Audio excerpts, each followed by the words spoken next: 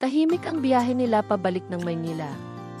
Nasa driver's seat si Jolo, habang si Sari ay nakasandal sa bintana, pinagmamasdan ang unti-unting pagpalit ng tanawin, mula sa malamig at mahamog na Tagaytay, papunta sa mas mainit at mas abalang syudad. Walang nagsasalita, pero hindi iyon awkward na katahimikan. Ito yung klase ng katahimikan na pareho silang nag-iisip. Parehong naghahanda. Pagpasok nila sa Maynila, agad nilang naramdaman ang pagbabago. Mas mabigat ang trapiko, mas maingay ang paligid, at mas mabilis ang takbo ng oras. Reality hits different here. Where do I drop you? Tanong ni Jolo, hindi inaalis ang tingin sa kalsada. Saglit na natahimik si Sari bago sumagot. Kondo ko sa BGC.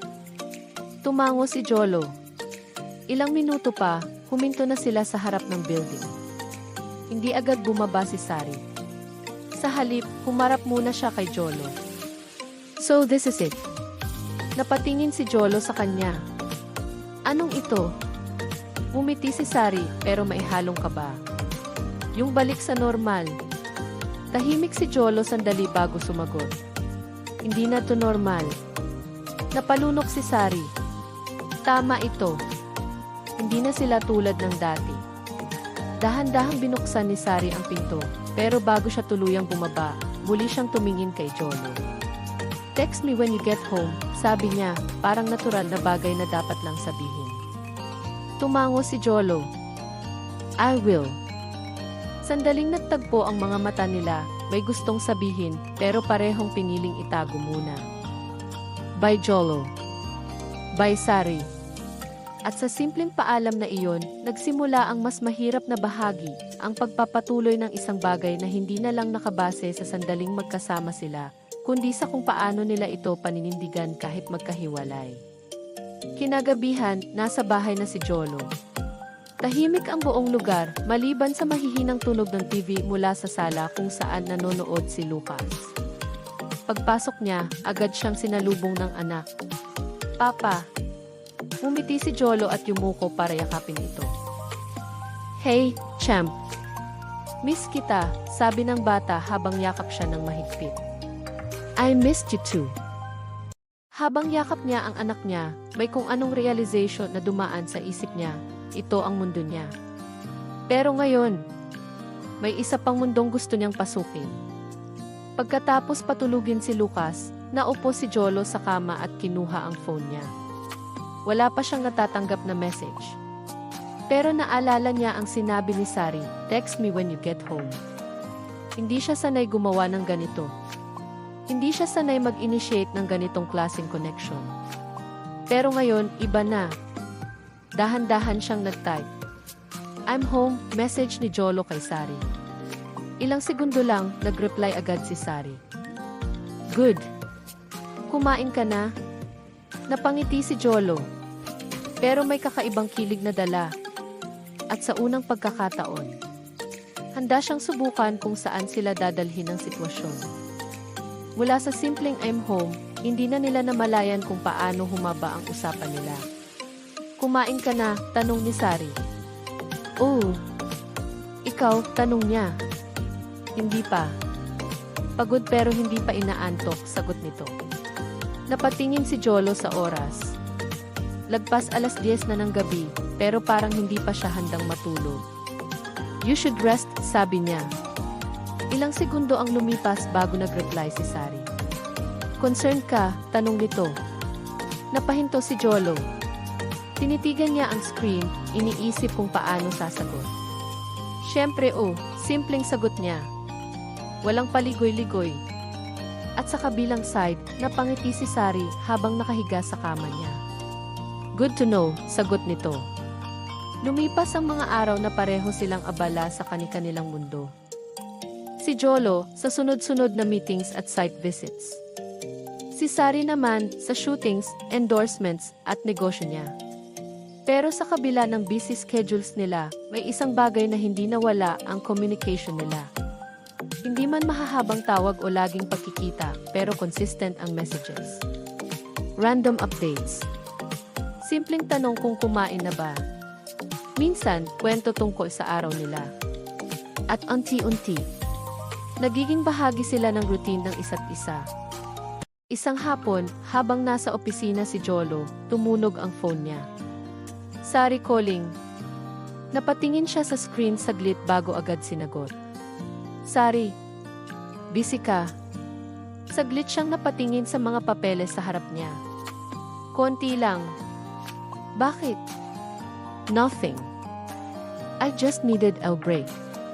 May kakaibang lambot sa boses ni Sari na agad napansin ni Jolo. You okay? Tahimik sandali sa kabilang linya. Yeah. Napagod lang siguro. Hindi kumbinsido si Jolo pero hindi na niya pinilit.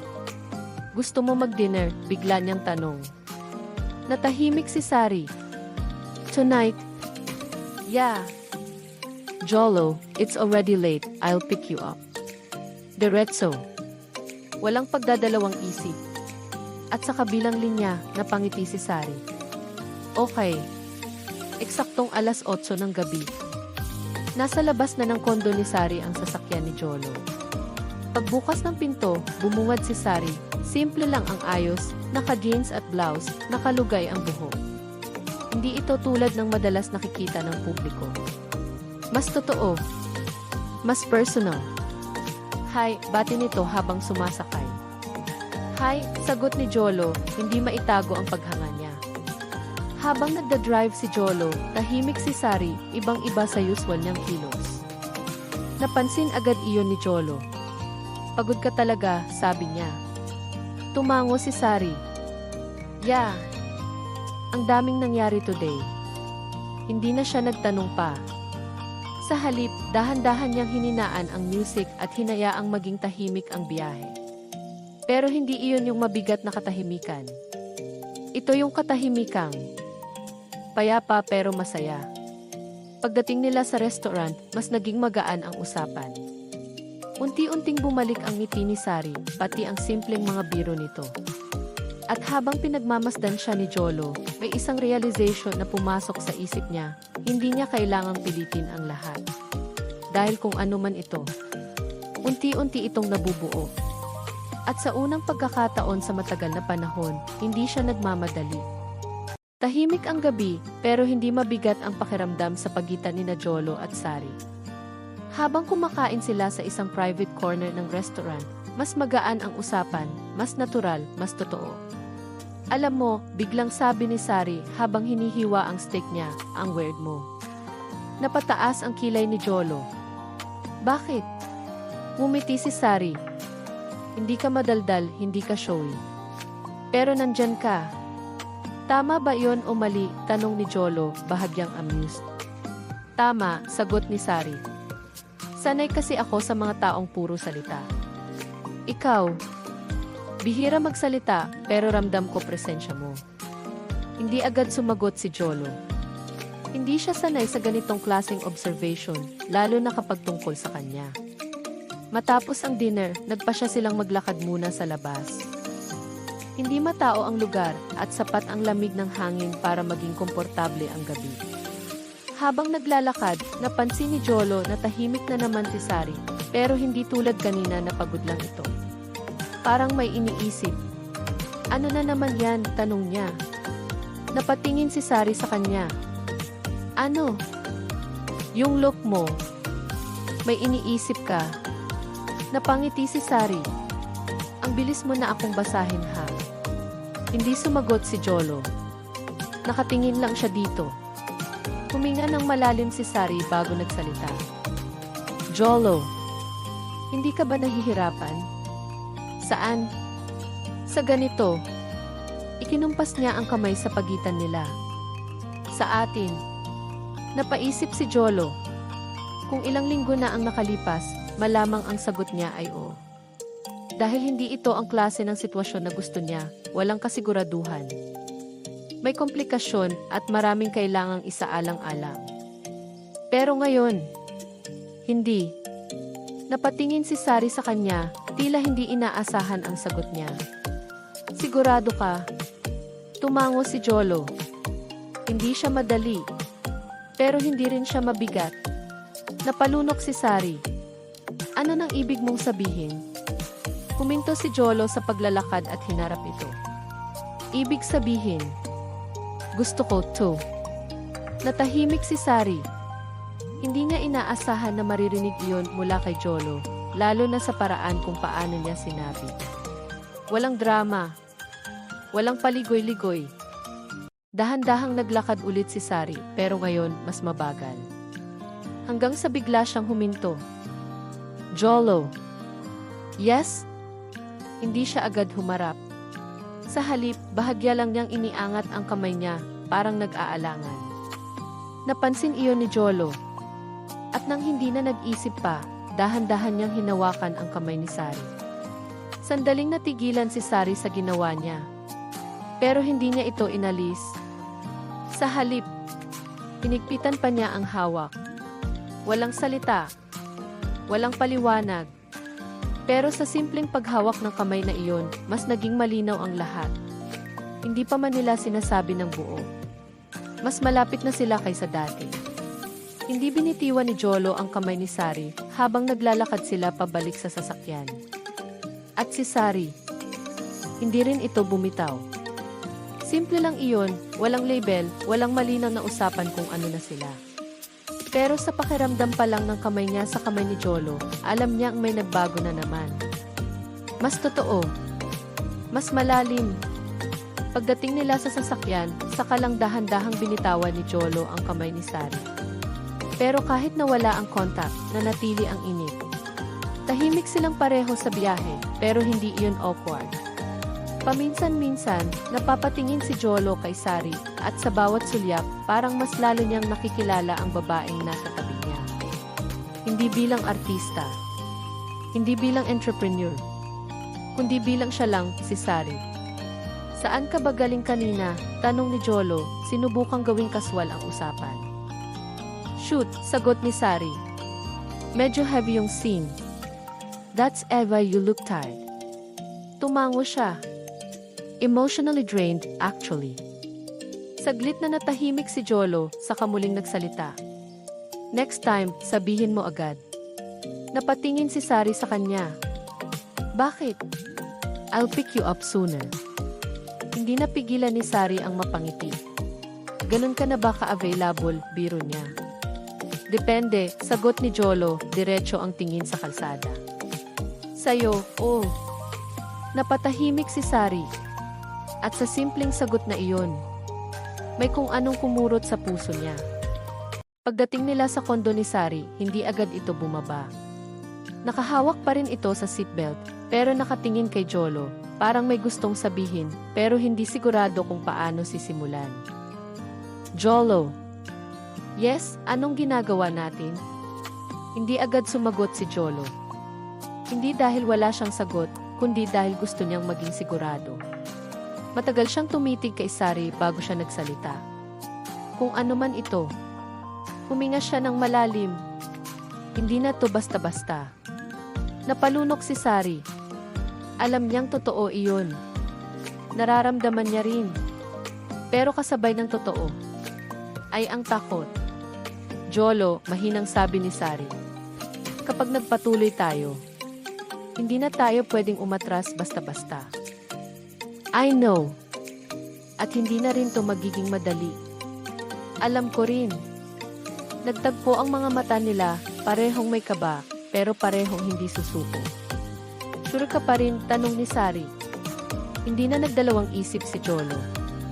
Oh. Tahimik ang sumunod na sandali. Hanggang sa dahan-dahang umiti si Sari, hindi na pilit, hindi na nag-aalangan. Okay. Pagbaba niya ng sasakyan, hindi agad umalis si Jolo. Pinanood lang niya si Sari na maglakad papasok ng building. At bago tuluyang mawala sa paningin niya, lumingon si Sari. Nagkatitigan sila mula sa malayo. Hindi agad umalis si Jolo sa harap ng building ng kondo ni Sari. Nakatitig lang siya sa entrance kung saan ito pumasok. Huminga siya ng malalim bago tuluyang pinaandar ang sasakyan. Sa buong biyahe pa uwi, iisa lang ang nasa isip niya, this is real now. At kapag totoo na, kasama na rin ang mga pagsubok. Kinabukasan, maaga pa lang ay nasa opisina na si Jolo. Sunod-sunod ang meetings niya, pero sa kabila ng pagiging busy, hindi niya maiwasang mapatingin sa phone niya paminsan-minsan. Walang message.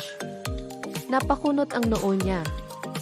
Hindi naman sila obligado mag-usap buong araw, pero nasanay na siya sa presence ni Sari, kahit sa simpleng chat lang. Sir, ready na po yung 10 AM. Meeting, paalala ng assistant niya. Tumango siya. I'll be there. Pinilit niyang ibalik ang focus sa trabaho. Samantala, sa kabilang side ng lungsod, abala si Sari sa isang press conference para sa bagong project niya. Ilang kameras ang nakatutok sa kanya, sunod-sunod ang tanong ng media. Sari, may special someone ka ba ngayon? Umiti siya, yung typical niyang showbiz smile. Wala po. Busy lang sa work. Sigurado ka? May nakakita raw sa'yo recently na may kasama. Friends lang po, mabilis niyang sagot. Sanay siya sa ganito. Sanay siyang magtago ng personal na bagay. Pero ngayon, hindi na ganun kadali. May isang message galing kay Jolo. Busy day. Napangiti siya pero may halong pagod. Very. Ikaw, sagot niya. Ilang segundo lang, same, sagot nito. Sandaling natahimik si Sari. Tinitigan ang screen. Gusto niyang magkwento. Gusto niyang sabihin kung gaano siya napagod, kung paano siya kinulit ng media, kung gaano kahirap magtago ng totoo. Pero hindi niya alam kung paano sisimulan. Sa kabilang banda, hawak din ni Jolo ang phone niya. Ramdam niya na may gusto pang sabihin si Sari, pero parang may pumipigil dito. At doon niya na-realize, hindi lang ito tungkol sa kanila. May mundo si Sari na hindi basta-basta niya kayang pasukin. At may mundo rin siya na kailangang protektahan. Muling na-message si Jolo. Gusto mong mag-dinner? Matagal bago nag-reply si Sari. Hindi ko sure kung kaya ko today. Pagod na talaga ako, sagot ni Sari. Napatingin si Jolo sa message. Normal lang iyon. Walang mali. Pero sa loob niya, may kakaibang pakiramdam, parang ito ang simula ng reality na hindi nila maiiwasan. Nag-reply si Jolo. Rest ka na lang. I'll see you when you're free. Ilang segundo. Okay. Thank you for understanding, sagot ni Sari. Napangiti si Jolo ng bahagya. Pero kahit na maayos ang usapan nila, pareho nilang naramdaman. Ito na ang unang pagsubok nila. Lumipas ang ilang araw na hindi nakikita sina Jolo at Sari. Hindi dahil may problema, kundi dahil pareho silang inuubos ng kani-kanilang trabaho. Si Jolo, halos hindi na umuuwi ng maaga dahil sa isang malaking project na kailangang matapos. Si Sari naman, sunod-sunod ang commitments, shooting sa umaga, meeting sa hapon, events sa gabi.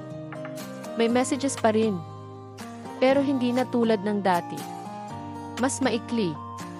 Mas bihira. At kahit walang sinasabi. Pareho nilang nararamdaman ang distansya. Isang gabi, nasa opisina pa si Jolo. Tahimik na ang buong floor, siya na lang ang natira. Napatingin siya sa oras, 11:47 na ng gabi. Napahawak siya sa batok, ramdam ang pagod. Pero mas mabigat ang isang bagay na hindi niya maipaliwanag. Kinuha niya ang phone niya.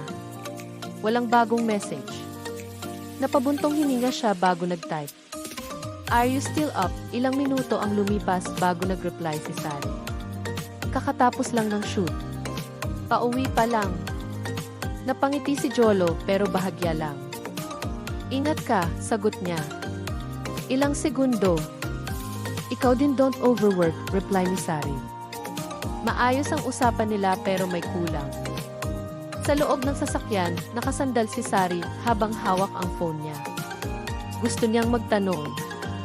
Miss mo ba ako? Pero hindi niya tinype. Hindi niya alam kung bakit. Siguro dahil ayaw niyang mag-expect.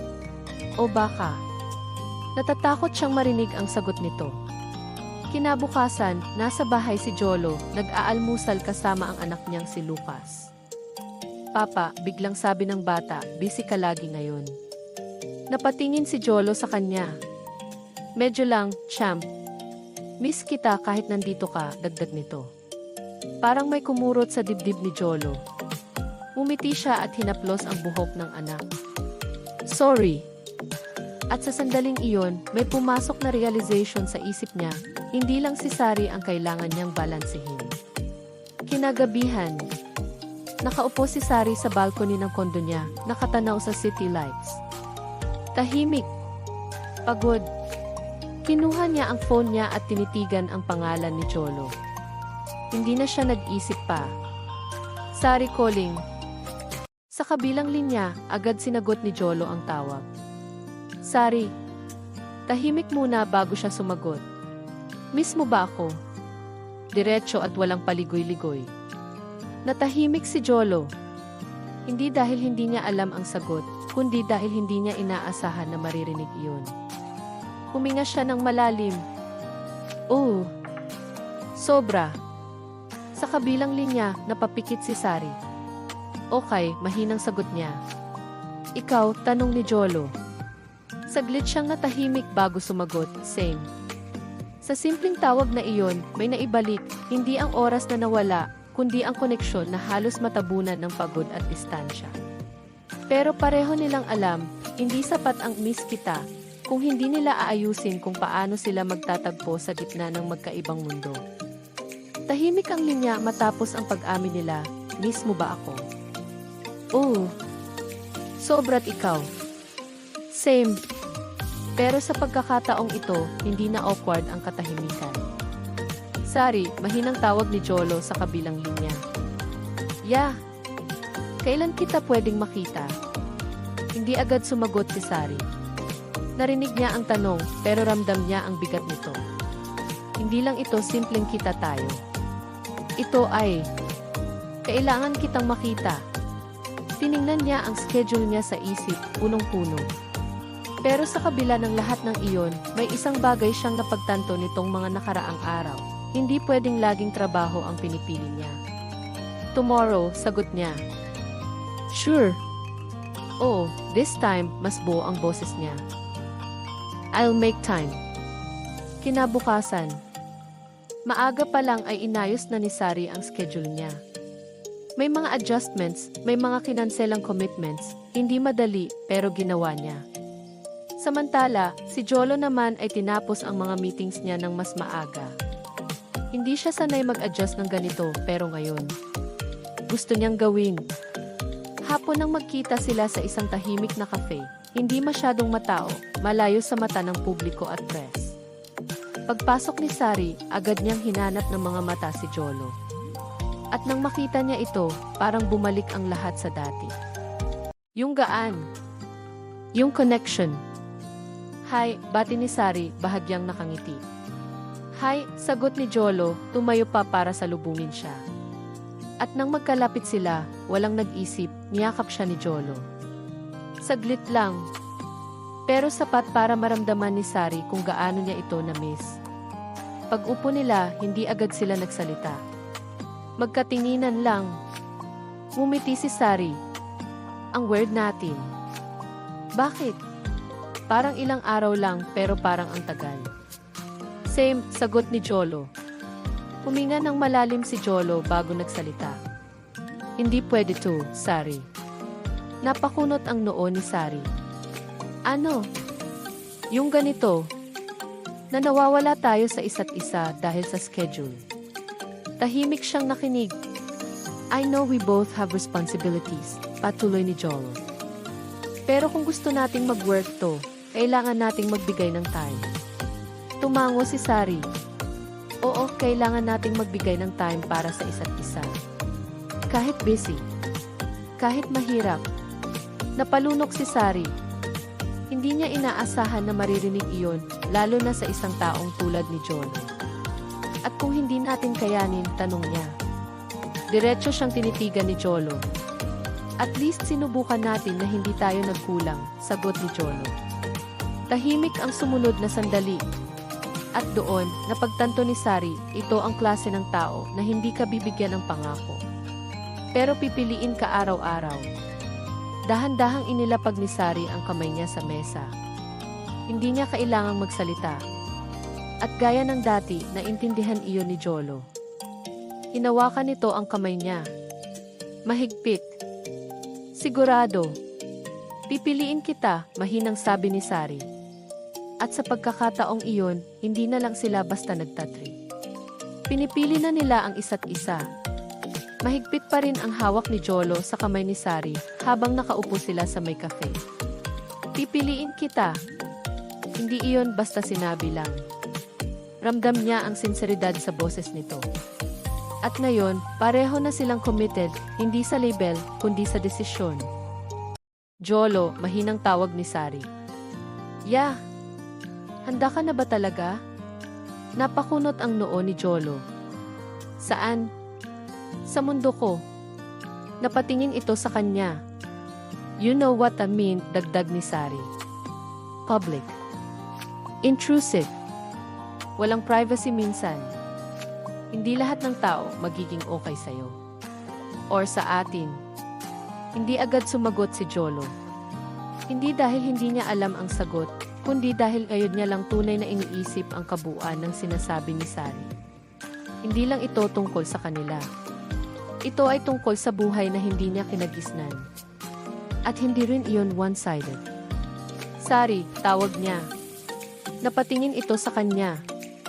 Ikaw, handa ka ba sa mundo ko? Natahimik si Sari. Anong ibig mong sabihin? You will meet Lucas, diretsong sagot ni Jolo. Eventually. Napalunok si Sari. Hindi iyon simpleng bagay. Hindi iyon tulad ng kasual na relasyon. Iyon ay responsibility. I do not introduce people to him unless. Tumigil si Jolo sandali. Unless I'm serious. Tumigil ang mundo ni Sari sa sandaling iyon. Hindi niya inaasahan na maririnig iyon ng ganun kadirekta. At doon niya napagtanto, mas malalim na ang pinapasok nila kaysa sa inaakala niya. I'm not asking you now, dagdag ni Jolo.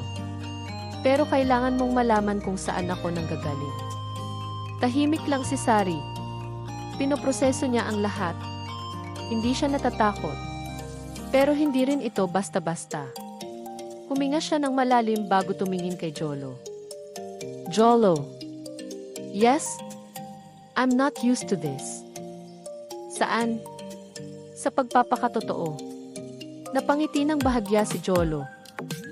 That's new. Oh, natatawa niyang sagot. Usually, may script ako. May image. May filter. Tumingin siya ng diretso sa mga mata ni Jolo. Pero sa'yo, wala. Naramdaman ni Jolo ang bigat ng sinabi niya. At hindi nito binaliwala iyon. Dahan-dahan nitong hinigpitan ang hawak sa kamay ni Sari. Then don't pretend. Napalunok si Sari. Stay real with me, dagdag ni Jolo. Tumango siya. I will. Sa gitna ng magkaibang mundo, isang private life na tahimik at puno ng responsibilidad, at isang public life na magulo, pinili nilang magtagpo. Hindi perpekto. Hindi madali. Pero sa bawat desisyon na ginagawa nila, mas lalo nilang pinipili ang isa't isa. Hindi na lang sila basta magkasintahan ngayon, may isang taong kailangan nilang isaalang-alang sa bawat desisyon nila. Si Lucas, anak ni Jolo, ang sentro ng mundo nito. At sa bawat hakbang nila ni Sari, alam nilang darating ang oras na makikilala ng bata ang babaeng unti-unting nagiging parte ng buhay nila. Isang Sabado ng hapon, nagdesisyon si Jolo na dalhin si Lucas sa Tagaytay. Mayroong maliit na resort na dati niyang pinasyalan kasama ang anak. At nais niyang gumawa ng espesyal na bonding moment. I'm bringing a friend, maingat niyang sabi kay Lucas habang sila ay nasa biyahe. Friend? Sino siya? Mamimit mo siya, sagot ni Jolo, umiti. Lucas is curious, pero wala siyang inisip na masama. He knows his dad loves surprises. Pagdating nila sa resort, naghihintay na si Sari sa isang bench sa hardin, naka-jeans at simpleng t-shirt, hawak ang camera. Napatingin si Lucas dito. Tahimik. Pero ramdam niya ang kabaitan at pagiging approachable ni Sari. Hindi siya intimidating, hindi siya artista sa harap ng bata. Hi, masayang bati ni Sari na para bang matagal na silang magkakilala. Nagulat si Lucas sa energy ni Sari pero napangiti rin. Hi, mahinang sagot niya. Nakita ni Jolo ang simpleng ngiti ni Lucas at alam niya, maayos ang unang pagkikita ng dalawa. Lumipas ang buong maghapon na puno ng laro, tawa at kwento. Si Lucas ay natuwa sa photography skills ni Sari, habang si Sari naman ay natuwa sa curiosity at energy ng bata. At sa bawat sandali, unti-unti nilang nararamdaman, ang koneksyon nila ay hindi na lang sa kanila, kundi sa pamilya na gusto nilang buuin. Habang naglalakad sila sa overlook, nakatingin si Lucas sa view. Papa, sabi niya, pwede ko ba siyang maging friend? Napangiti si Jolo. Of course, champ. Tumingin siya kay Sari at napansin ang ngiti ng babae. Looks like I have a new partner in crime, biro niya. Only if you're ready, sagot ni Lucas, nakangiti. Tumawa si Sari. I think I am pagkatapos ng araw na iyon, habang pabalik sa sasakyan, tahimik si Jolo. Napatingin siya kay Sari. Thank you for today. Para sa bata o sayo, biro ni Sari. Pareho, sagot ni Jolo, seryoso. Napangiti si Sari at sa simpleng ngiti na iyon, alam nilang nagsimula na ang panibagong yugto ng kanilang buhay. Hindi na lang sila basta magkasama, unti-unti na rin silang nagiging pamilya. At sa unang hakbang na iyon, pareho nilang naramdaman na ito ang simula ng tunay na pagsasama. Isang Sabado ng umaga sa bahay nila Jolo, para sa kanya ay hindi ito tipikal na Sabado. Hindi siya mag-isa sa bahay, kasama niya si Lucas, at sa pagkakataong ito, may kasama rin silang espesyal na bisita, si Sari. Ang simpleng routine nila ngayon ay unti-unting nagiging bagay na hindi na lang basta subukan. Ito ay bagong simula. Habang nag-aalmusal, nagkukwento si Lucas tungkol sa school project niya. Papa, gusto ko pong gumawa ng volcano, excited niyang sabi. Volcano. Okay, champ, sagot ni Jolo. Sari, interested ka ba tumulong? Si Sari, nakatayo sa gilid, nakangiti at tumango. Sure. Volcano engineer ako. Si Lucas ay napangiti at agad naglabas ng notebook niya para ipakita ang plano sa kanila. Wow, impressive, sabi ni Jolo na napangiti rin sa passion ng anak. Biro ni Sari sa bata. Kaya nating gawin to. Pagkatapos ng breakfast, sabay-sabay silang nagtungo sa maliit na science setup sa terrace ni Jolo. Si Lucas ang project leader, si Sari ang assistant engineer, at si Jolo ay silent supporter. Pero ramdam niya ang kagalakan sa bawat ngiti ng bata at sa bawat tawa ni Sari. Papa, tingnan mo, sigaw ni Lucas habang nagbuo na sila ng mini volcano. Tara, sabay tawa ni Jolo. Si Sari naman, sa gilid, ay kumakaway sa bata at nag-encourage. Almost there. Kaya natin to. At sa sandaling iyon, napagtanto ni Jolo, ang simpleng moments na ito ay mas mahalaga kaysa anumang business deal o schedule. Habang nagtatapos ang eksperimento at sumabog ang mini volcano, tumayo si Lucas at niyakap si Jolo. Thank you, Papa, sabi niya, puno ng ngiti. Lumapit si Sari at niyakap din ang bata. Ang galing mo, Lucas. Napatingin si Jolo sa kanila. Hindi siya makapaniwala sa sayang nararamdaman niya, hindi lang para kay Lucas, kundi para kay Sari rin. Pagkatapos ng hapon, habang nagre-relax sa sala, tiningnan ni Jolo si Sari. Alam mo, sabi niya, dahan-dahan, hindi na ako mag-iisip kung ano ang tama sa lahat ng oras. Napatingin si Sari sa kanya. Ha? Ang importante, dagdag niya, ay alam kong pipiliin kita. At pipiliin rin natin ang bata. Tumango si Sari, bahagyang napangiti. I agree. Doon, sa simpleng sala ng bahay ni Jolo, pareho nilang naramdaman, hindi ito lang basta pagmamahalan. Ito ay panibagong yugto. Pamilya na unti-unti palang nabubuo at sa unang hakbang na iyon. Alam nilang handa na silang harapin ang lahat ng pagsubok na darating na magkasama.